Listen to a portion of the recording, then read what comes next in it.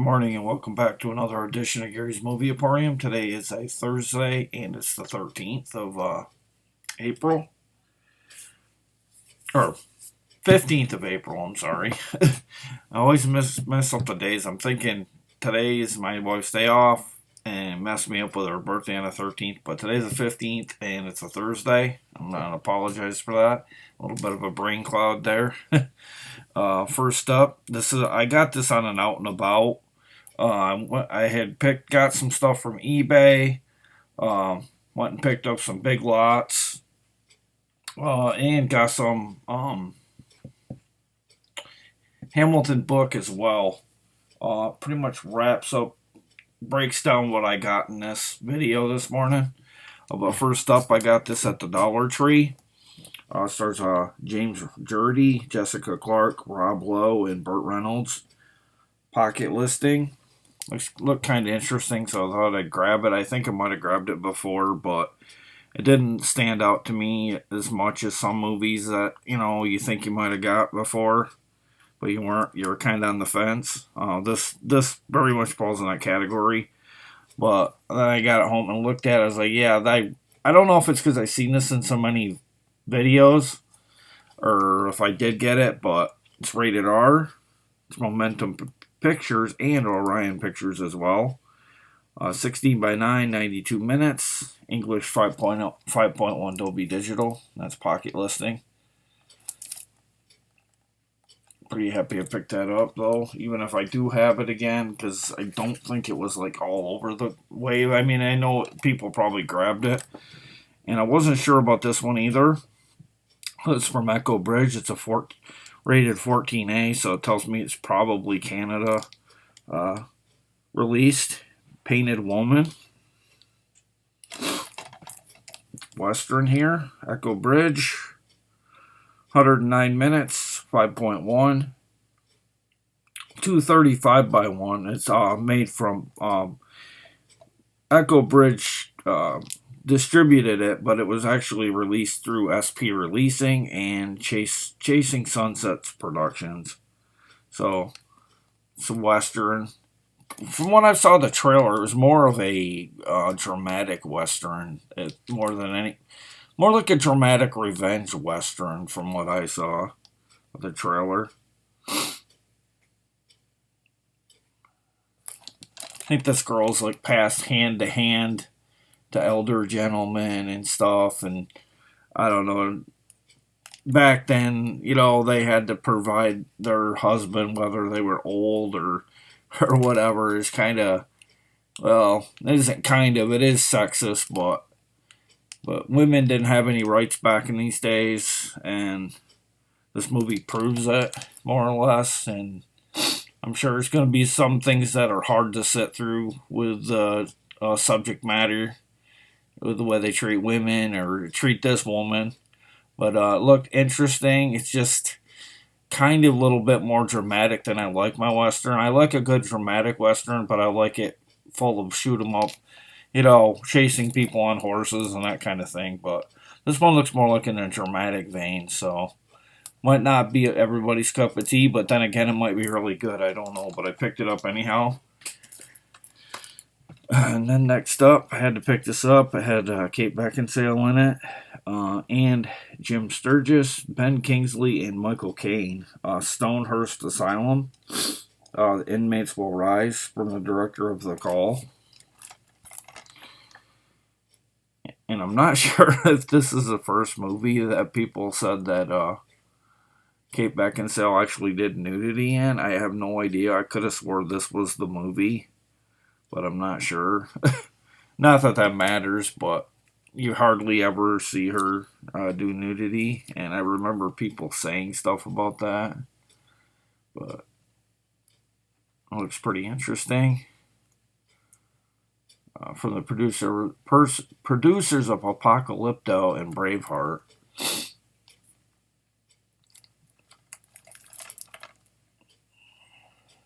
Let's look at the back. Her holding kerosene lantern.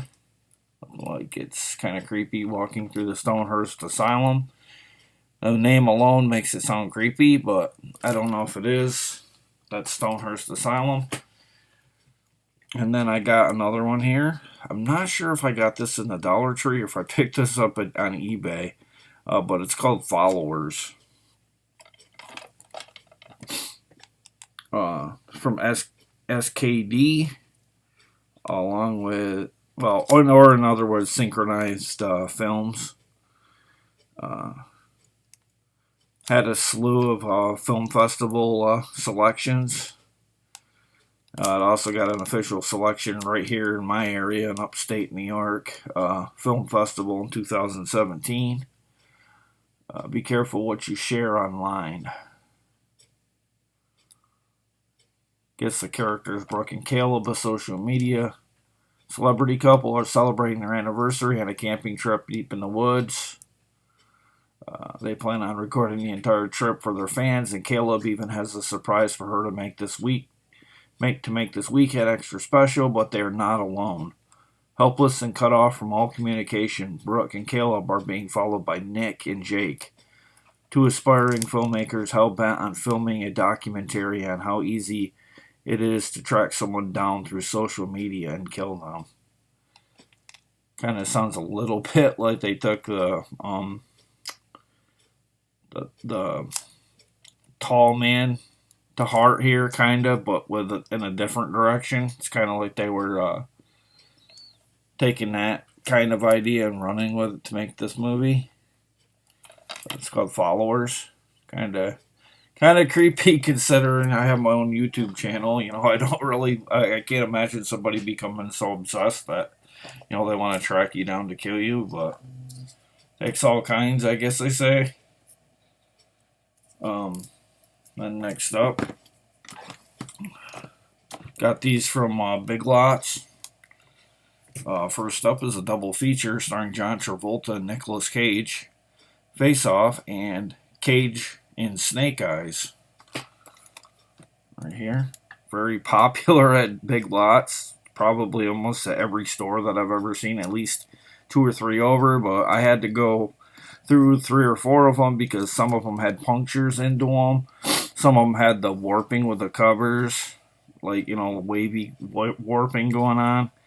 I don't know if the stores are keeping the too stuffy in there and these discs are kind of covers are warping or what, but I've noticed that lately when I've gone to Big Lots. Some of the air must be getting trapped inside of these somehow and it's making the covers warp, but I got one of the better looking ones that they had.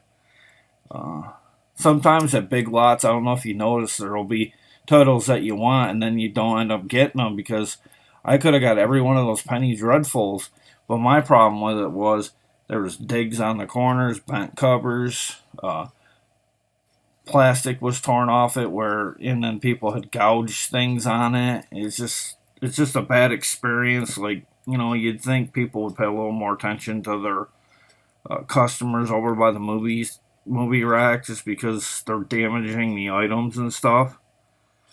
And then I noticed like a lot of like when people are looking through them, instead of, you know, when you look through them, why don't you just try to put them back like Blu-rays with Blu-rays? But no, you got people that take DVDs and they'll throw them in the Blu-ray, and it's like, I don't know, it's just, I rearrange them just so it's easier to, you know, to see. It's probably, you know, kind of obsessive for me, but I just like to have things in order, and it looks better when you're done. Very much like when Larry and Melissa get there at the Dollar Tree, and it's all, you know, monotonously bad shape. They rearrange it and, you know, make it look uniformal, which I like that, and I do that occasionally if it's really bad. But this is a double feature with, at least it's a double feature with Nick Cage. I don't think has John Travolta in the second movie as well either. But maybe it does. This is Cage Snake Eyes. I believe everything except your eyes. I don't think I've ever seen that movie, to be fair. I've seen Face Off, but it was a long time ago. I think both features are rated R. Yeah, Face Off from 1997. Snake Eyes from the year after, 98. So, and they both basically Oh no, no, I thought they'd be about the same length, but no, Face Off is like really long. It's like 2 hours and 18 minutes, rated R. But they both are rated R. Face Off is quite a long one. Either way, I'm happy to get that. And then my favorite Marvel character here, I picked this up, starring Edward Norton, Liv Tyler, Tim Roth, and William Hurt, The Incredible Hulk. I seen this one at the local town hall theater in Lowville, New York, and I liked it, but I'm sorry, I prefer the Ang Lee one a little more. I know I'll probably get hate for that, but I do like the first Hulk better. I just thought it was I liked how they did the captioning of the scenes in the Hulk with like showing the different windows and then the dialogue. I don't know, just something about it. I love that movie. I love the music for it. I felt like it captured the Hulk. I know people called him the muscle-bound Shrek in that, but you go back and watch it, you get it. You have a good-looking TV. I mean, I get it does look a little hokey when he's running up close, a little bit, but you gotta remember the TV show was a classic, but it had its hokiness too. I mean, when he'd take a hold of somebody, he'd do everything in slow motion, and like he'd pick up something, and you could tell it was fake. Like if he picked up a boulder, you knew it wasn't heavy. I mean, the Hulk's always kind of had a bit of hokiness to it, if you really think about it. But I was happy to pick this up. I don't think it's quite, to me, is quite as good as Hulk, but it is really good. I like the fight scenes between, what's his name? I always forget the villain's name in this. Abomination. Abomination looked really good on this. I love the when they run at each other. This was a really fun movie, though. I did like the fight scene here. I just wish we'd get a true Hulk standalone film, not one where he's a co-star like in Thor Ragnarok. And I don't know. I just don't know why they don't give him a better treatment. I didn't like the way Marvel treated him by the end of the Infinity War, kind of like making him humanistic. I didn't care for that because I'm a big Hulk fan, and I just kind of feel like I was dissed by Marvel over that. I don't know, not personally, but kind of felt that way at the same time.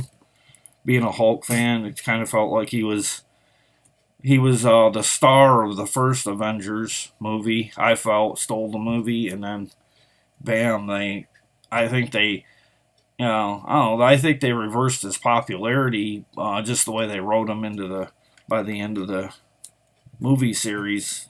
Hopefully, I heard they're having a She-Hulk, but I would much prefer his own movie, not, a spin-off of him. Then I got The Adventures of Chuck and Friends, from Big Lots, both of these two. Got two of these. My wife picked them up for my son Joseph. Should like these. I don't know if it's really worth $3, but I guess so. I don't know. I mean, it is, but it's hard to justify paying $3 when a lot of these end up at Dollar Tree for $1. And sometimes Big Lots have these in their clearance section, and you can sometimes get them for as little as 75 cents. So really, there's no reason why these shouldn't have went in the bargain bin. I mean, that's $1.88, but I don't know. What would they have lost if they would have put $1 on it, That's the Chuck double feature here. I mean, they're not under one, case, but they'll basically go in the double feature section, basically. And then I got this. I was really happy to get this. This is probably my best thing I got at Big Lots, probably because I wasn't sure if I had seasons 4 through 6 of CSI Miami, but I did. I didn't have 4 through 6. I had 1 through 3, and then I got 4 through 6. I was lucky to find this. I don't know how many more seasons of this there were. I'm hoping there wasn't many more, because if I can, I want to try and get all of these. But that's seasons 4 through 6 of CSI Miami. 19 disc set, slightly lower than the first one that I got. That was seasons 1 through 3, uh, from 2005 through 2008. Special features not rated and may not be closed captioned. Does have a lot of special features, creating feature television, producing feature television, the production of CSI Miami, special FX makeup, the look of CSI Miami, directing CSI Miami and playing dead, and the real women of the MDPT. I hate abbreviations. Sometimes it'd be better to just write it out in my eyes, but that's CSI Miami seasons 4 through 6. So you better, if you are on the fence about this, I'd pick it up, because I don't know how long they're going to have this series there, just because of the popularity of the CSI name. Once again, I get a little tongue-tied with all the abbreviations. It's a lot of them. And then I got these all on, I want to say eBay. First up here, I got Final Destination 5 film collection. I believe this is a region free. I want to say it might be from Australia. I didn't get it from Australia, but there was a seller on eBay.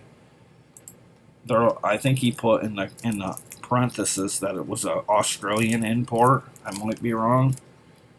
But it does have this weird, which I find weird because we don't have them on our American release discs. It's just kind of weird to see. It's restricted to 18 and over. All five of the destination, Final Destination films. Yeah, there's a varying rating on all of them. 15 plus on the first 3, MA. The Final Destination got a rated R, 18 plus, and back to MA, 15 plus on the last film. So, first one from 2000 and let's see. Oh, okay. The first one from 2000, the second one from 2003. Final Destination 3 from 2006, Final Destination, or The Final Destination from 2009, and the very Final Destination. I shouldn't say final, because I wouldn't be surprised if they're keeping the series going, but the last one, being the 5th one, was from 2011. So they averaged one almost every 2 to 3 years, which is good. That's pretty good considering when it, what era it came out in. Would have been the 80s. It probably would have been every year or every other year. But every about 2 to 3 years they come out with a movie on this. Very fun series. Got it all in house. Warner Village Roadshow, I believe. Yeah, Roadshow International. Warner Brothers. I thought that was a Village Roadshow logo right there. But that's Final Destination 5 film collection. And then I got Butcher Baker's Nightmare Maker. I just seen this on Shudder.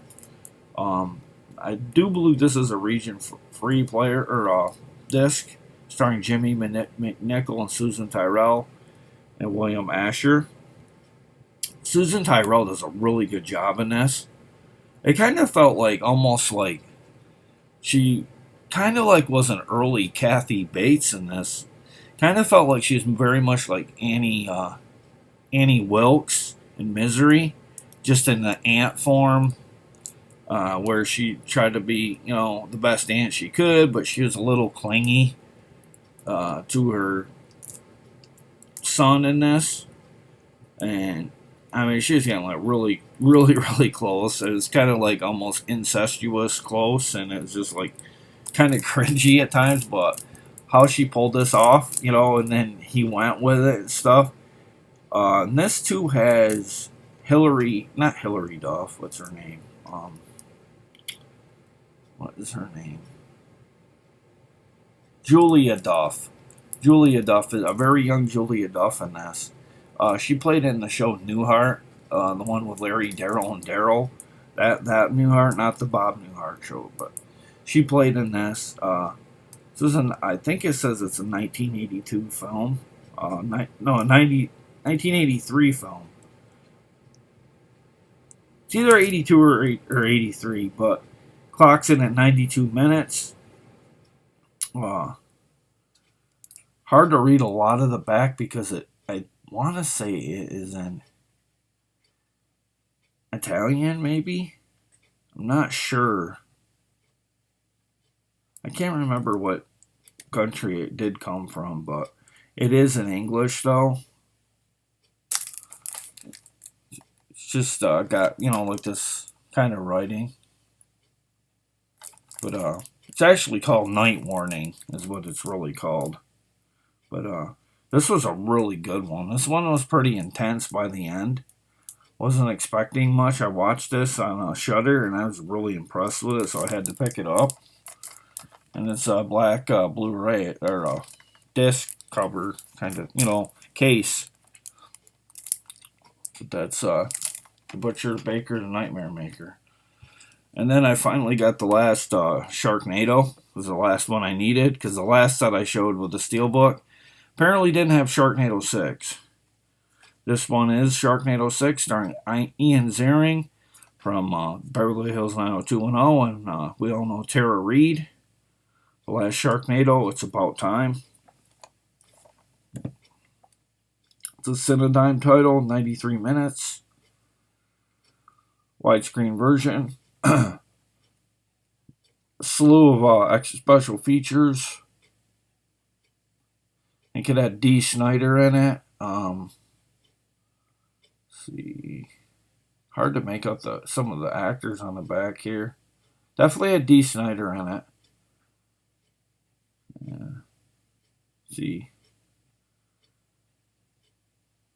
I'm trying to see some of the actors for you. Vivica Fox. It had Cassandra Serbo, Judah Friedlander. And it doesn't really tell. It says it was directed by Anthony C. Ferrante. Also, I think I want to say he had something. I'm not going to go online or on a quote and say what I know what he's from, but I know I've known that name from the horror magazine Fangoria. I've heard that name, Anthony C. Ferrante. So somebody knows who he is. I know who he is. I just can't remember who he is, what he was responsible for.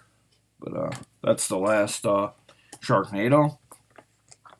And then I got a double feature starring John Candy and Chevy Chase. The first one up, main feature here, at least I feel, Uncle Buck and Fletch. Universal Pictures, hour and 40 minutes, and hour and 38 for the Fletch. Both are, well, Uncle Buck has a 2.0 stereo sound, while Fletch has both 5.1 and 2.0.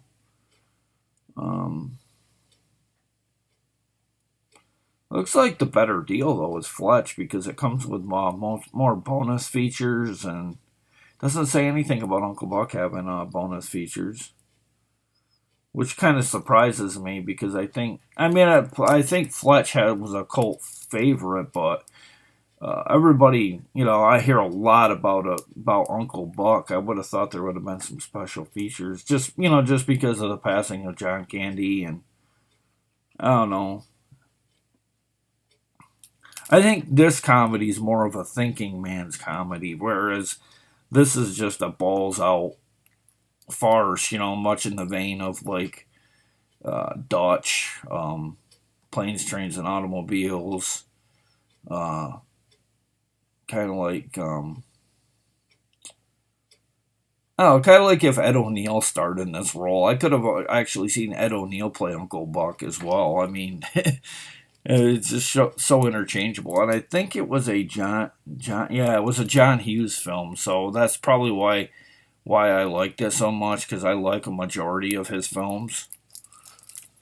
I can't say I quite like all of them, but I do like a majority of them. But his touch of comedy, was really popular, especially like in the 90s. but that's a double feature, a comedy feature. And then I got volume 1 to this because I had volume 2, I think, or 3. It's a triple feature horror, volume 1, Forget Me Not, Some Friendships Never Die, House of Fallen, and Red Hook, The Hunt Is On. And it's a triple feature here. It's rated R on all 3. They're all well, no, they're not all 5.1. One of the final one, Red Hook, is 2.0. They're all 16 by 9, and 2 are widescreen, and Red Hook is anamorphic widescreen, I think. They vary in length. The first 102 minutes, second 95, and the final Red Hook 86 minutes. So that's this is the shortest of the 3. So if you get, you're short on time, Red Hook would be the one to go for first. And then House of Fallen. And then if you have all kinds of time, Forget Me Not's the longest of the 3. So.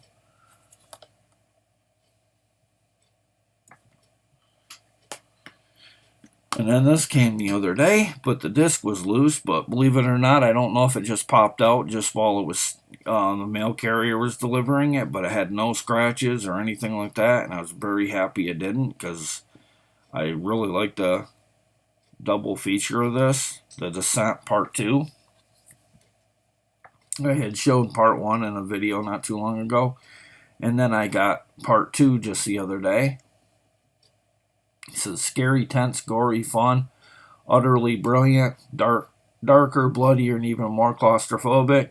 If they're saying it's better or darker and bloodier and more claustrophobic than the first one, then it's no, but it was good for what it was, and it was a really solid sequel. It's just not, to me, the creatures didn't look as convincing as the first one. I don't know, the tension in the first one was much better than in this one, but I did think this was a pretty worthy sequel.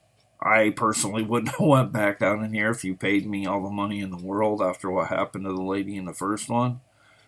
But I can't remember, they blackmailed her to go down there again. I can't remember the details. I haven't seen this one in a while. But I wouldn't mind the third one with a new, with some new team. I don't know, just hearing a report that there's maybe some gold in this particular cavern, and they go down there and they're picked off one by one. I wouldn't mind that. That'd be actually a pretty good plot, really. But it would be a good way to, end it with a trilogy. I don't like to see movies have, a part 2 and not have a third one. At least round it out. And that way it'd look better in a box set or whatever, as opposed to a double feature. But, that's, The Descent Part 2. And then finally, got these on eBay as well. Movie starring Kirstie Alley and Alan Bates. It's the Salem Witch Trials, the most famous witch hunt of all time. Splendidly authentic, stunning, compelling, and fascinating, says Hollywood Reporter.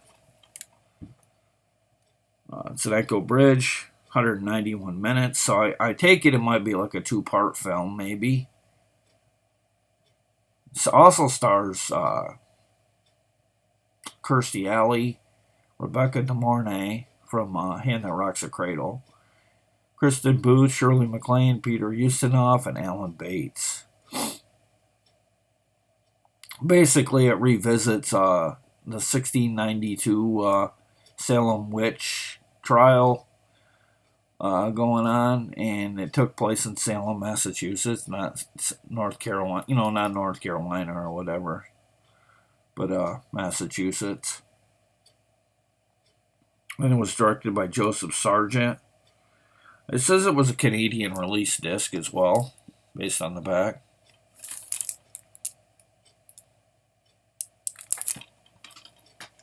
And then, another horror title.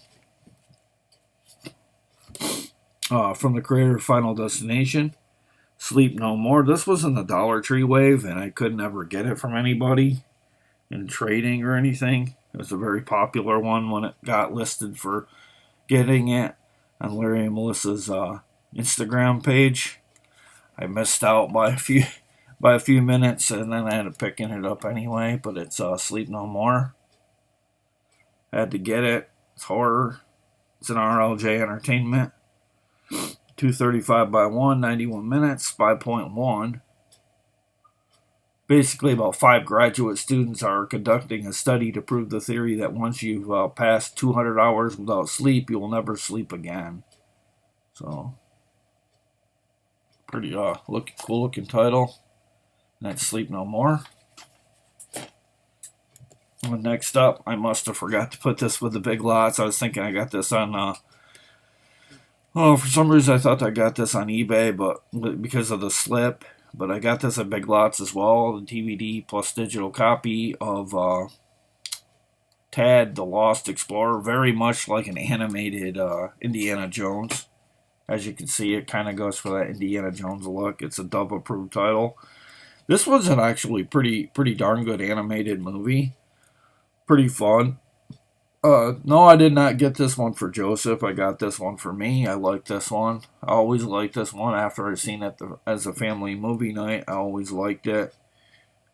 From 2017, 85 minutes. And of course, it's copyrighted, this disc, but see, it's PG 5.1. It does have English, French, Spanish, and Portuguese subtitles, so pretty well covered on the subtitle department. English audio description. Let's see, that's pretty much it. Doesn't really say who does the voices or anything, I don't think. It's a pretty fun little animated film. Like I say, it's very much like an animated version of Indiana Jones without, obviously without the violence, but it is from Paramount Pictures as well, and I want to say Indiana Jones was made from there too, if I'm not mistaken. I could be wrong, but I think that's what he originally is from, but I could be wrong. I think I am wrong. I think it's 20th Century Fox that made, but I wouldn't be surprised if Paramount would have had something to do with it, and they did get the rights to have a likeness like a Indiana Jones, so maybe they got permission. But plus, it's also animation. Usually people let that kind of thing slide. And then I took advantage of the Hamilton book, new arrivals, thanks to Kenny. He dropped me a line letting me know that they were doing these Steelbooks. And I got a slew of these. I just going to show one. I got like 3 or 4 more that I picked up for sale. But I got this one for my wife. It's a double feature for Planet Terror and Death Proof. And it is a Steelbook. Just wanted to let you know it is a Steelbook. But happy to get this. She was very happy to get this. What she paid for it, especially. There's the spine of it. I don't know if you can see it too good. Yeah, it's a little better there. But that's the Grindhouse double feature. We seen this at the drive-in. Oh my god, I had such a time with this one. I loved the intermission in this where it showed Thanksgiving, and it had the trailer for the slasher film, and it very much felt like a trauma slasher film mixed with kind of like in the vein of Black Christmas, a little bit kind of like a Friday the 13th in a way too. Oh, I wish that could have become a feature film, Thanksgiving. Because I really had fun with that. I thought that one I think that actually stood out to me as much as these movies in some ways. But if I had to pick between the two, I like Planet Terror a little better.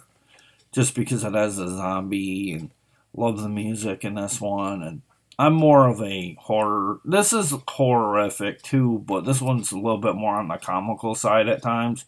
Whereas this one's like on gross out in certain scenes with the zombies and things like that. But I like both films, but I like that double feature. And then we took advantage of this one too while we were getting that on Hamilton. Limited edition Blu-ray Steelbook of the movie Carrie. Starring Sissy Spacek. Yes, this is the original. The best one in my opinion. It's rated R. From 76 and it clocks in at 98 minutes. The one that stars John Travolta as well. As well as William Catt. Basically, you know what it is about telekinetic powered girl being always the butt of everybody's jokes and being put down because she's a little different. And you go from there. It's directed by Brian De Palma. Went on to do other films as well. Some people complain that the first one kind of has that made-for-TV movie with some added, you know, if it was uncut, like it would be, I don't know, it kind of felt like an after-school movie a little bit with the way it was presented. But, you know, there was nudity in it and violence and stuff like that as well. So a little bit too hot for TV, maybe a little bit, but still kind of has that after school special feel to it a little bit. I mean, the way they shoot the scenes at the school and interaction between the students and stuff. But that's Carrie. Very intense movie at times, especially when you see a pissed off Carrie. And then we took advantage of this limited edition Blu-ray Steelbook, A Killer Clowns from Outer Space. I should have had my wife pick up another one of these. It's PG-13.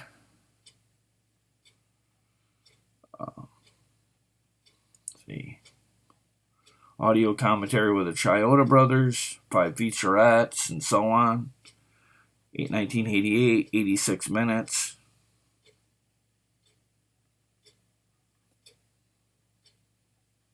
$185 by 1.